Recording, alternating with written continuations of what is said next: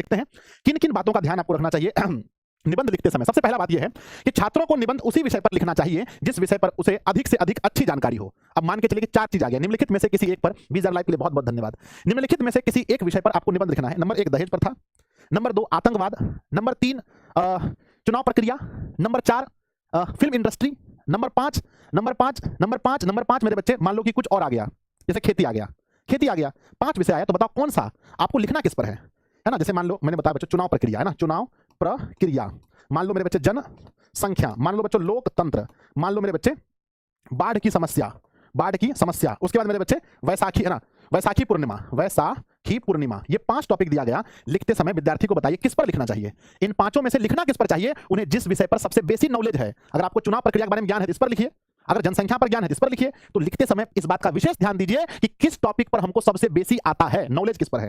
दूसरा पॉइंट, निबंध लिखते समय मेरे बच्चे ध्यान दीजिएगा, कहते हैं अगला पॉइंट है किसी निबंध का प्रारंभ विषय वस्तु के परिचय या भूमिका से करना चाहिए। तो मेरे बच्चे एक बार कमेंट बॉक्स में लिखिए, खास करके 12th वाले बच्चे, कि जब भी आप निबंध लिखना शुरू करेंगे तो कहां से शुरू करेंगे, कहां से बताओ। तो कमेंट बॉक्स में लिखना है सर जी 12th वाले, क्योंकि 10th वालों का भूमिका दिया होता है पॉइंट में, तो 10th वालों को सोचना नहीं है, वहां पर पॉइंट दिया होगा भूमिका लिख देना, लेकिन 12th वालों को ये अपने से लिखना है। तो सबसे पहले जब भी निबंध लिखना शुरू करेंगे भूमिका से शुरू करना बच्चों। नंबर अगर पूरा चाहिए तो भूमिका से स्टार्ट करना है, इंट्रोडक्शन से शुरू करना है।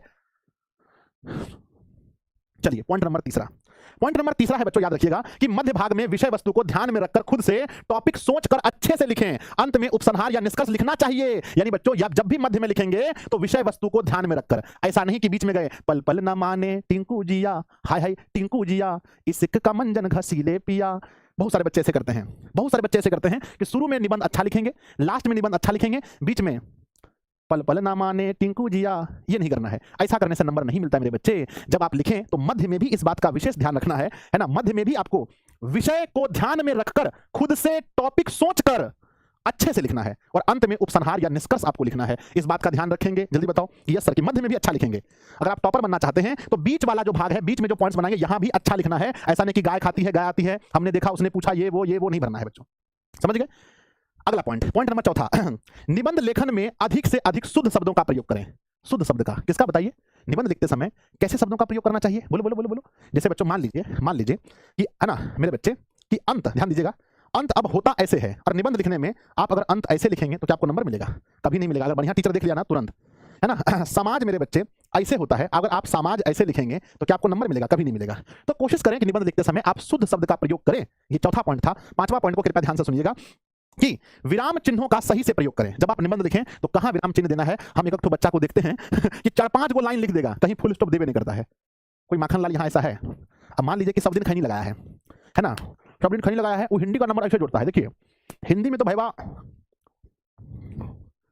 10 नंबर फिक्स है, हिंदी में 10 नंबर हमारा फिक्स है, और पता चल रहा है उसको कि कहां फुल स्टॉप देना है, उसको पता ही नहीं है। तो मेरे बच्चे आपको पता होना चाहिए कि हम अल्प विराम कहां देंगे, यानी कॉमा कहां देंगे, पूर्ण विराम यानी फुल स्टॉप कहां देंगे, ये आपको पता होना चाहिए निबंध लिखते समय।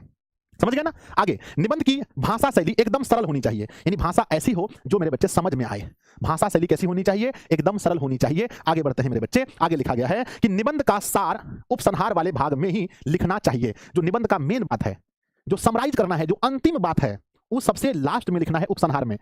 कितना बच्चा क्या करता है कि पहले लिख देता है, यानी कि भूमिका में ही लिख दिया। जैसे मान लीजिए कि आपको होली में लिखना है, आपको होली के बारे में लिखना है, तो मेरे बच्चे होली में पहले भूमिका आएगा, और भूमिका में बच्चों जो अंत वाला बात है वो पहले नहीं लिख देना है, अंत वाला बात लिख देना है पहले। हमको होली है ना, हमको होली बहुत अच्छा लगता है ना, हमको होली बहुत अच्छा लगता है ना, लगता है हमको होली बहुत अच्छा लगता है। लोगों को होली है ना, लोगों को होली आंख बचाकर खेलना चाहिए, लोगों को होली आंख बचाकर खेलना चाहिए। तो ये जो ज्ञान आप दे रहे हैं, ये ज्ञान शुरू में मत दीजिए। ये जो ज्ञान आप दे रहे हैं कि क्या लोगों को करना चाहिए नहीं करना चाहिए, ये सब बात है, ये सब बात कहां लिखना जाता है, ये उपसंहार में लिखा जाता है। आप शुरू में ही लिख देंगे कि हमको होली बहुत अच्छा लगता है, लोगों को आंख बचाकर होली खेलना चाहिए। हे भगवान, अब यहां पूछा है होली के पहले भूमिका के बारे में, तो आपको बताना है कि होली क्या रंगों का त्योहार है, होली का क्या पौराणिक महत्व है, उस चीज को लिखना है। होली कहां मनाया जाता है, इस त्योहार का महत्व, ये सब बात लिखना है। समझे कि नहीं समझे, बोलिए हाँ या ना, समझ गए, बोलिए यस और नो, बात समझ गए। कि जो आपको ऐसा नहीं लगे कि मेरा निबंध बीच में खत्म हो रहा है, आपका निबंध खत्म होना चाहिए जाकर के उपसंहार में। कहां होना चाहिए, उपसंहार में। आगे लिखा गया है कि निबंध का प्रत्येक भाग एक दूसरे से रिलेट करना चाहिए, अर्थात क्रमबद्ध रूप में होना चाहिए, है ना। यानी कि बच्चों आप जो लिख रहे हैं वो रिलेट, अभी हम आपको लिख के दिखाएंगे, आपको हम बताएंगे कि पहला भाग जो दूसरा भाग है वो पहले से रिलेट होगा और तीसरा भाग जो है दूसरा से रिलेट होगा, यानी कि एक दूसरे से रिलेट होना चाहिए। चलिए बच्चों आगे बढ़ते हैं। नेक्स्ट, गलती नहीं करना है बाबू, हम लिख के दिखाएंगे आगे।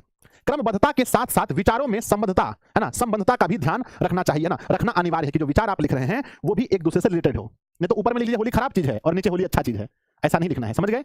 समझे कि नहीं? सिर्फ क्रमबद्ध का ध्यान नहीं रखना है, आप जो विचार अपना दे रहे हैं, आप जो लिख रहे हैं उसका भी ध्यान रखना है कि पहले कोई चीज को अच्छा, अब ऊपर में लिखिए कि आतंकवाद बहुत खराब चीज है और नीचे लिखिए कि आतंकवाद बहुत बढ़िया चीज है।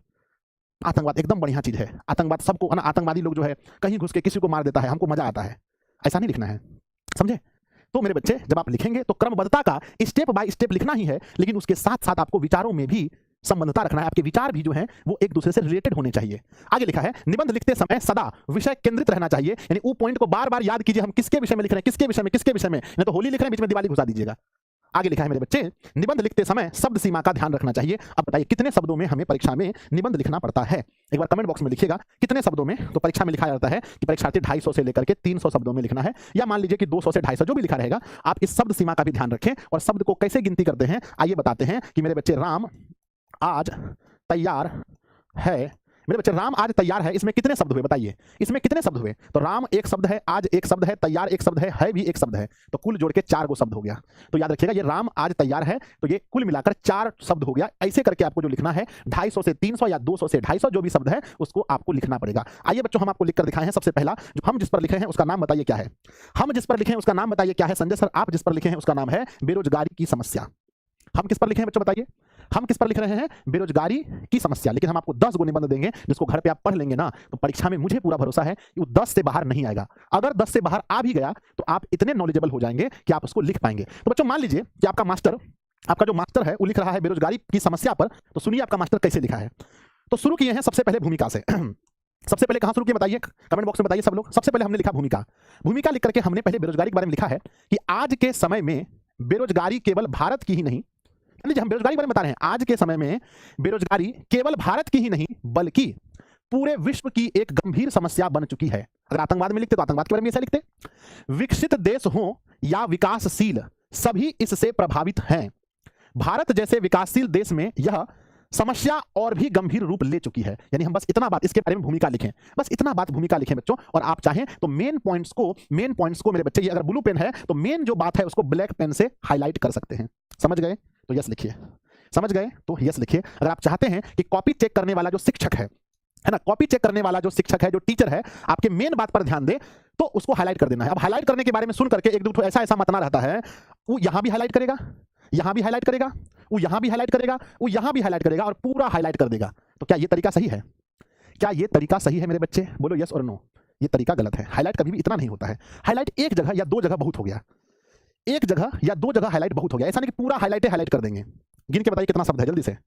1 2 3 4 5 6 7 8 9 10 11 12 13 14 15 16 17 18 19 20 21 22 23 24 25 26 27 28 29 30 31 32 33 34 35 36 37 38 39 40 41 42 43 44 43 बच्चों, 43 शब्द में हमने लिखा है बेरोजगारी की भूमिका के विषय में। 43 सर कितना पेज में लिखना है? पेज नहीं गिनना है बाबू, पेज गिन के ना। और पता है कितना बच्चा सब गांव में देखिएगा वो लोग बोलता है कि निबंध तो 1.5 बित्ता लिखना पड़ता है। 1.5 बित्ता लिखने से बाबू 2-3 गो नंबर मिलेगा, तरीका से लिखेगा पूरा नंबर मिलेगा। अगर कोई भी कॉपी चेक करने वाला टीचर अगर देख लेगा बच्चा इतना नॉलेजेबल है कि बच्चा पहले यहाँ भूमिका लिख रहा है, फिर लिख करके किसी पॉइंट को हाईलाइट कर रहा है, मास्टर डर जाएगा।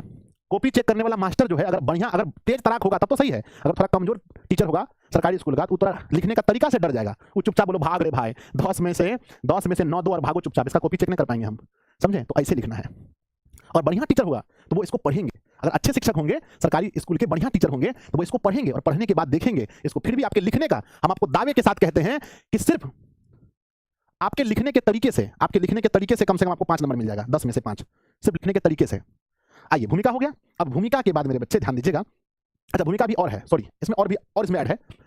आगे लिखे हैं कि बेरोजगारी का सबसे अधिक प्रभाव युवा वर्ग पर पड़ता है ना। अब कोई बूढ़ा व्यक्ति अगर बेरोजगार है तो वो तो है ही, लेकिन सबसे अधिक बेरोजगार कौन है? युवा लोग, जो यूथ है अपने देश के, जिससे उनमें निराशा, हताशा और असंतोष बढ़ रहा है। वास्तव में बिना रोजगार के समाज का संतुलित विकास संभव नहीं है ना। तो ये हमने पूरा यहां तक लिखा है कि मेरे बच्चे वास्तव में बिना रोजगार के समाज का संतुलित विकास संभव नहीं है। अब इसको और जोड़ दीजिए, 44, 45, 46, 47, 48, 49, 50, 51, 52, 53, 54, 55, 56, 57, 58, 59, 60, 61, 62, 63, 64, 65, 66, 67, 68, 69, 70, 71, 72, 73, 74, 74। तो भूमिका में कुल 74 हमारे शब्द हो गए, 74 शब्द हो गए। अब चलिए देखिए बच्चों, अब हमने पॉइंट बनाया है अपने अपने ही मन से, क्या बना दिया कि बेरोजगारी का अर्थ, आखिर बेरोजगारी क्या चीज है ये भी तो समझाना है ना, बेरोजगारी कहते किसे हैं। तो एक पॉइंट बन गया बेरोजगारी का अर्थ। क्या ये पॉइंट परीक्षा में दिया रहेगा या बनाना है? कमेंट बॉक्स में लिखिए मेरे प्यारे प्यारे बच्चों, मेरे छोटे भाई छोटी बहन, जल्दी बताओ क्या ये पॉइंट हमें परीक्षा में दिया रहेगा? क्लास 12th की मैं बात कर रहा हूँ, 12th 10th वालों की नहीं, 10th वालों का तो मजा है, उन लोगों का पॉइंट बना रहता है। तो ये हमें बनाना है, ये पॉइंट दिया नहीं है। अब ध्यान दीजिए, हमने लिखा बेरोजगारी का अर्थ, अब हम पढ़ के सुनाएंगे। बेरोजगारी का अर्थ है कि जब कोई व्यक्ति काम करने की इच्छा और क्षमता रखने के बावजूद भी अपनी आजीविका चलाने के लिए कोई काम नहीं पा सके। कोई व्यक्ति ऐसा है जिसके मन में काम करने की इच्छा भी है और उसके अंदर क्षमता भी है, फिर भी उसको काम नहीं कर पा रहा है, फिर भी उसको काम नहीं मिल रहा है, इसी को बेरोजगारी कहते हैं। तो देखो यहाँ पर कॉमा का प्रयोग हुआ अच्छे से, तो अब यहाँ को अगर फुल स्टॉप दे देगा तो क्या सही होगा?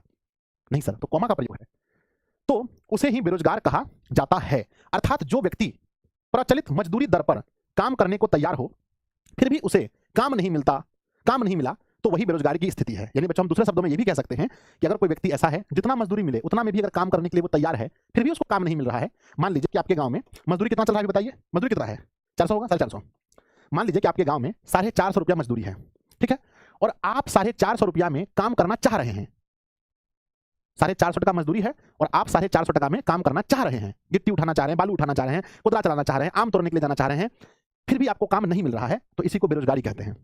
अब ऐसा नहीं कि 400 मजदूरी है और आप 900 खोज रहे हैं, तब तो आप ऐसे बेरोजगार रहिएगा। तो बेरोजगार हम उसको कहते हैं कि जो वहां का मजदूरी है उतना में अगर कोई इंसान काम करना चाह रहा है, करने की क्षमता भी, अब मान के चलिए 400 मजदूरी है और आप ऐसे हैं सुखा डॉन बन के घूम रहे हैं, आपसे 2 ईंटा नहीं उठ रहा है, तो मजदूरी को ले जाएगा नहीं। तो बच्चों सब आप सक्षम हैं, हर तरह से आप सक्षम हैं, आप कार्य करने के लिए चाह भी रहे हैं, आप कार्य करने में सक्षम भी हैं, जितना मजदूरी मिल रहा है उतना में आप काम खोज भी रहे हैं, फिर भी आपको नहीं मिल रहा है, तब बेरोजगार हुए आप।